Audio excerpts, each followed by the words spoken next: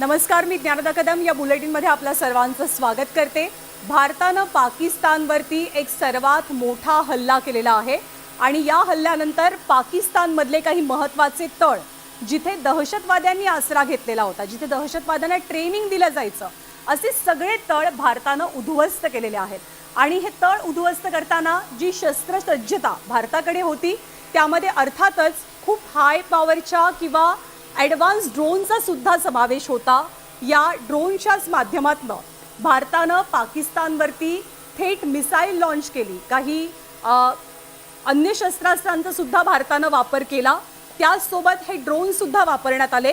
हे ड्रोन अतिशय महत्त्वाची कामगिरी करणारे ड्रोन ठरले आणि त्यामुळे अर्थातच आजच्या बुलेटिनमध्ये जे वापरले गेलेले ड्रोन होते ते कसे होते, भारताची शस्त्रसज्जता या ड्रोनमुळे नेमकी कशी किती वाढलेली आहे ते सुद्धा आपण बघणार आहोत। या ड्रोनची थोडीशी माहिती आपण जाणून घेऊयात। या ड्रोनला एक विशिष्ट नाव आहे लॉयटरिंग म्युनिशन, म्हणजे एक प्रकारे हे सुसाईड ड्रोन असतात। या सुसाईड ड्रोनमध्ये आपण शस्त्र आधीपासूनच इम्प्लांट करून ठेवू शकतो, प्रोग्रामिंग सेट करावं लागतं आणि हे ड्रोन अशा पद्धतीने तयार केलेले असतात की त्यांना जे लक्ष दिलेलं असतं त्या लक्ष्यावरती जाऊन हे ड्रोन अचूक भेद करतात, म्हणजे मिशन फते करतात।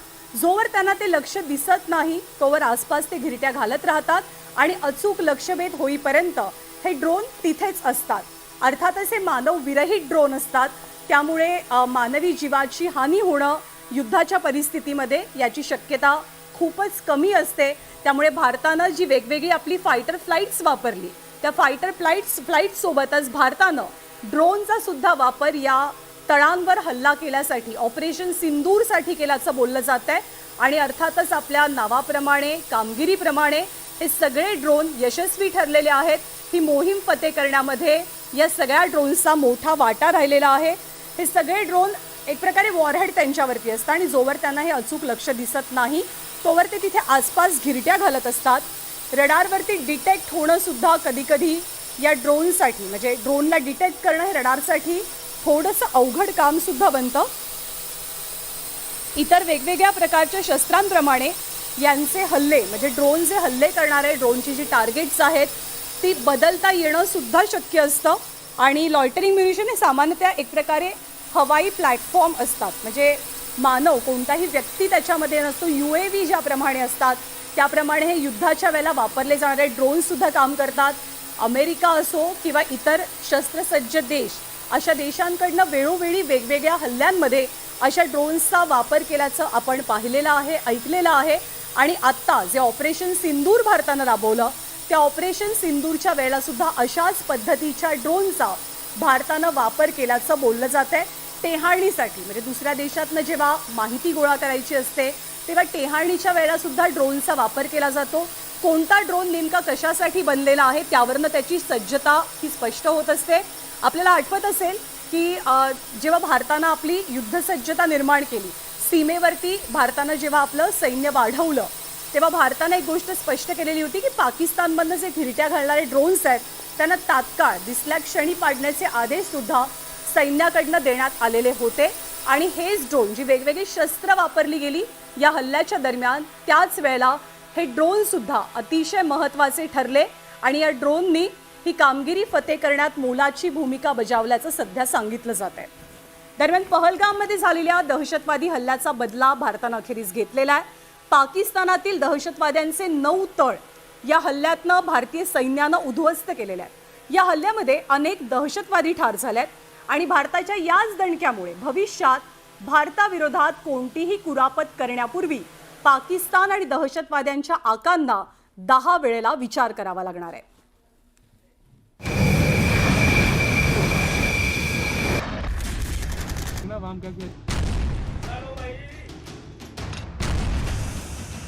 पहलगाम हल्ल्याचा भारताकडून बदला।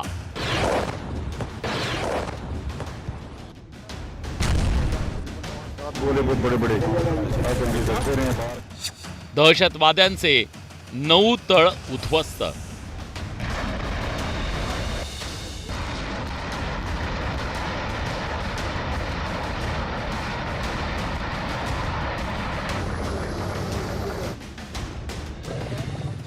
दहशतवाद्यांचं कंबरडं मोडलं। मौलाना मसूद अजहर साहब के जो है मदरसा है उसके ऊपर 4 मिसाइल दागे गए हैं।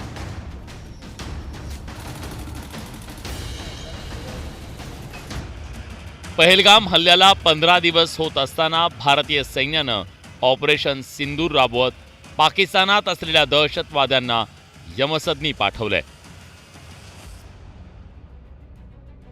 भारतीय सैन्यानं उद्ध्वस्त केलेल्या दहशतवाद्यांच्या 9 तळांमध्ये हाफिज सईद, मसूद अझहर आणि सय्यद सलाउद्दीन या दहशतवाद्यांच्या आकांना मोठा दणका दिलाय। या तळांवरून दहशतवाद्यांचे हे आका त्यांच्या बगलबच्च्यांना दहशतवादाचं प्रशिक्षण द्यायचे। ऑपरेशन सिंदूर 22 अप्रैल को पहलगाम में हुए विभत्स आतंकवादी हमले के शिकार मासूम नागरिकों व उनके परिवारों को न्याय देने के लिए लॉन्च किया गया था। ऑपरेशन सिंदूरद्वारे केवळ 25 मिनिटात 9 ठिकाणांवरची 21 टार्गेट लक्ष्य करण्यात आली। ही टार्गेट लक्ष्य करण्यामागची अनेक महत्त्वाची कारणं आहेत। मसूद अझहर म्होरक्या असलेल्या जैश ए मोहम्मद या दहशतवादी संघटनेचं बहावलपूरमध्ये मुख्यालय आहे, जे उद्ध्वस्त करण्यात आलं। भारतीय सीमारेषेपासून 100 किलोमीटर अंतरावर असलेल्या या ठिकाणी दहशतवाद्यांना आश्रय दिला जातो। भारतानं दुसरा हल्ला केला तो हाफिज सईदच्या लष्कर ए तोयबाचा तळ असलेल्या मुरिदकेवर। सांबातील सीमेपासून 30 किलोमीटर अंतरावर लष्कर ए तोयबाचा दहशतवादी तळ आहे। 26/11ला मुंबईवर हल्ला करणारे दहशतवादी इथूनच आले होते। भावलपुर ये इंटरनेशनल बाउंड्री से 100 किलोमीटर दूर है। जैश ए मोहम्मद का मुख्यालय था। यहाँ पर रिक्रूटमेंट, ट्रेनिंग व इंडॉक्ट्रिनेशन का केंद्र भी था। शीर्ष आतंकी अक्सर यहाँ आते थे। नियंत्रण रेषेजवळ पूंछ आणि राजौरीपासून 35 किलोमीटर अंतरावर असलेल्या गुलपूरमधील दहशतवाद्यांचा तळ भारतीय सैन्यानं उद्ध्वस्त केला। 20 एप्रिल 2023 आणि 24 जून 2024 मध्ये भाविकांवर झालेल्या हल्ल्याचा प्लान इथून ठरवण्यात आला। पीओकेमध्ये तंगधार सेक्टरपासून 30 किलोमीटर अंतरावर असलेल्या लष्कर ए तोयबाचा सवाईमधला दहशतवादी तळ भारतीय लष्करानं नेस्त नाबूद केला। 21 ऑक्टोबर 2024 मध्ये गांदरबाल, 24 ऑक्टोबर 2024 मध्ये गुलमर्ग आणि 22 एप्रिल 2025 पहलगाम इथं झालेल्या हल्ल्याचा कट इथंच रचला होता। सबसे पहले सवाई नाला कैंप मुजफ्फराबाद, जो कि PoJK K line of control say 30 kilometre दूर है। यह एक लश्कर ए तोयबा का ट्रेनिंग सेंटर था। हा जैश ए मोहम्मदचा दहशतवाद्यांना भारतात घुसखोरीसाठी पाठवण्याचा लॉन्च पॅड असलेला बिलाल इथं दहशतवादी तळ ऑपरेशन सिंदूरमध्ये उद्ध्वस्त करण्यात आला। राजौरीतल्या सीमेपासून 15 किलोमीटर अंतरावर असलेला कोटली इथला लष्कर ए तोयबाचा लष्करी तळ कारवाईत नेस्त नाबूद झाला। इथं जवळपास 50 दहशतवादी होते अशी माहिती मिळते। राजौरीपासून 10 किलोमीटर अंतरावर असलेला बर्नाला इथला दहशतवाद्यांचा तळ हल्ल्यात बेचिराग झाला। सांबा कठुआ सीमेजवळ नियंत्रण रेषेपासून 8 किलोमीटर अंतरावर असलेला सरजाल हा जैश ए मोहम्मदचा दहशतवादी तळ या एअर स्ट्राईकमध्ये उद्ध्वस्त झाला। सियालकोट जवळ नियंत्रण रेषेपासून 15 किलोमीटर दूरवर असलेला सय्यद सलाउद्दीन प्रमुख असलेला हिजबुल मुजाहिदीनचा दहशतवादी संघटनेचा मैमुना इथला तळ या हल्ल्यात नेस्तनाबूद झाला। यह 18 से 12 किलोमीटर आईबी से दूर था। हिजबुल मुजाहिदीन का बहुत बड़ा कैंप था। ये कठुआ जम्मू क्षेत्र में आतंक फैलाने का नियंत्रण केंद्र था। पठानकोट एयरफोर्स बेस पर किया गया हमला भी इसी कैंप से प्लान और डायरेक्ट किया गया था। भारतीय सैन्यानं केलेल्या या जबरदस्त कारवाईत दहशतवादी मसूद अझहरचे अनेक साथीदार मारले गेले। त्यासोबत त्याच्या कुटुंबातील 10 जणांचा खात्मा झाला। मी मेलो असतो तर चांगलं झालं असतं अशी प्रतिक्रिया भारताच्या ऑपरेशन सिंदूरमुळे घाबरलेल्या मसूद अझहरनं व्यक्त केली। भारतानं ऑपरेशन सिंदूर राबवत भारताचा सर्वात मोठा शत्रू असलेल्या हाफिज सईद, अझहर मसूद आणि सय्यद सलाउद्दीनला मोठा दणका दिला। भारताच्या या दणक्यामुळे भविष्यात भारताविरोधात कोणतीही कुरापत करण्यापूर्वी पाकिस्तान आणि दहशतवाद्यांच्या आकांना 10 वेळा विचार करावा लागेल हे नक्की. Bureau report, news 18 Lokmat. आणि भारतानं